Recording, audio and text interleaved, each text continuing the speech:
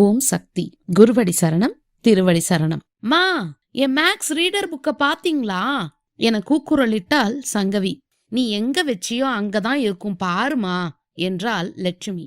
Lakshmi, copy ரெடியா என்றபடியே சமையல் அறைக்குள் வந்தார் சிவஞானம். உடனே லட்சுமி, போட்டு தரேங்க, பசங்க வாட்டர் பாட்டில தண்ணிய நிரப்புங்க, ஸ்கூல் பஸ் வந்துடும் என்று கூறியபடியே பிள்ளைகளுக்கான மதிய உணவு டப்பாக்களை பைக்குள் எடுத்து வைத்தார். அப்பா, வேக்சினேஷன் ஃபார்ம்ல கையெழுத்து போடுங்க என வந்து நின்றான் பூபாலன். எல்லாம் கடைசி நேரத்துலதான் காட்டுவியா, நேத்தே கையெழுத்து வாங்கியிருக்கலாம்ல என்றார் லட்சுமி. மறந்துட்டேமா என்று கூறிய பூபாலனிடம் தான் கையெழுத்திட்ட ஃபார்மை தந்தார் சிவஞானம். பாட்டிலில் நீர் நிரப்பிக்கொண்டே லட்சுமியை உற்று பார்த்த சிவஞானம், லட்சுமி என்னாச்சு, உன் முகம் ஒரு மாதிரி தெரியுது, உன் பேச்சும் வேற மாதிரி இருக்கு என்றார். அதற்கு லட்சுமி, ஆமாங்க, ஸ்கூல் பஸ் காலையில 7 மணிக்கே வந்துடுது, பிள்ளைங்களை கிளப்பிட்டு பேசலான் இருந்தேன் என்று நிதானமாக கூறினார். சங்கவியும் பூபாலனும் பள்ளிக்கு கிளம்பினார்கள். காலையில படுக்கை விட்டு எந்திரிக்கும் போதே கண்ணம் கீழ்த்தாடையெல்லாம் நம்மன்னு ஏதோ இழுக்கிற மாதிரி வலியா இருந்துச்சு. முதல்ல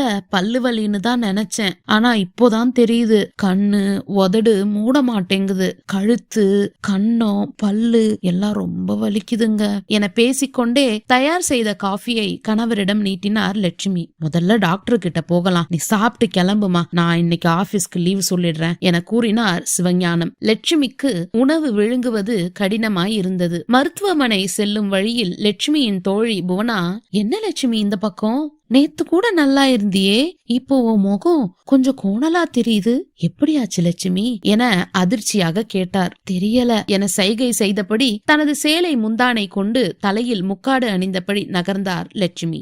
லட்சுமியை பரிசோதித்த நரம்பியல் டாக்டர், மூளையில இருந்து முகத்துக்கு போற நரம்புல பிரச்சனையாயிருக்கு, இத முகவாதம்னு சொல்லுவாங்க. இது உண்டாக பல காரணங்கள் இருக்கு. HSV1 அதாவது ஹெர்பிஸ் சிம்ப்ளெக்ஸ்ங்கிற வைரஸால இருக்கலாம், நோய் எதிர்ப்பு சம்பந்தமான பிரச்சனை, ரத்த சோகை குறைபாடுனால, மன அழுத்தத்தினால, அதிக குளிர்னாலன்னு இப்படி பல காரணங்கள் சொல்லலாம். பயப்படாதீங்க, எலக்ட்ரிக்கல் ஸ்டிமுலேஷன் மூலமா சிகிச்சை பண்ணலாம். இது குணமாக 3 நாளும் ஆகலாம், 3 வருஷமும் ஆகலாம், இவ்வளவு நாள் தானு உறுதியா சொல்ல முடியாது என்று கூறினார். சிவஞானம் தம்பதியினர் மருத்துவர் பரிந்துரைத்த மாத்திரைகளை பெற்றுக்கொண்டு வீடு திரும்பினர்.